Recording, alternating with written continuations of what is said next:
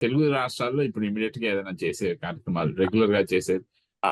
అంటే మీరు మంచి ప్రశ్న. అంటే జనరల్లీ మన కార్యక్రమాలు దానికి ఆ ఫౌండేషన్ అనే విభాగాన్ని ఎక్కువగా మన సేవా కార్యక్రమాలు ఫౌండేషన్ అనేది ఎక్కువ ఇక్కడ అమెరికాలో కన్నా ఇండియాలో చేయటం అనేది మనకు అనాదిగా వస్తున్న ఆచారం అండి. గత 20 కొన్ని మిలియన్స్ ఆఫ్ డాలర్స్ హ్మ్. ప్రతి సంవత్సరం ఇదే చేస్తుంది. ఆ కార్యవర్గం కూడా నలుగురితో పెంచడం జరిగింది. అంటే నలుగురు కొత్త సభ్యులున్నారు. వారికి ఉన్నదే సేవా తత్పరతతో కూడిన విభాగం.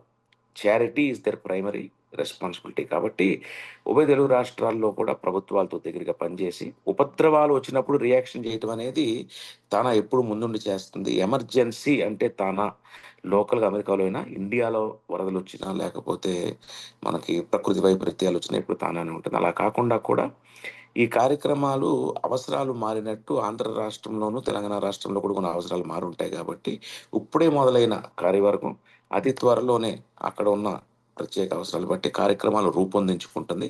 అది జరిగేదాకా రెగ్యులర్ కార్యక్రమాలు అస్సలు ఏమాత్రం అవాంతరం లేకుండా ముందుకు సాగే కార్యక్రమం ఉంటాం.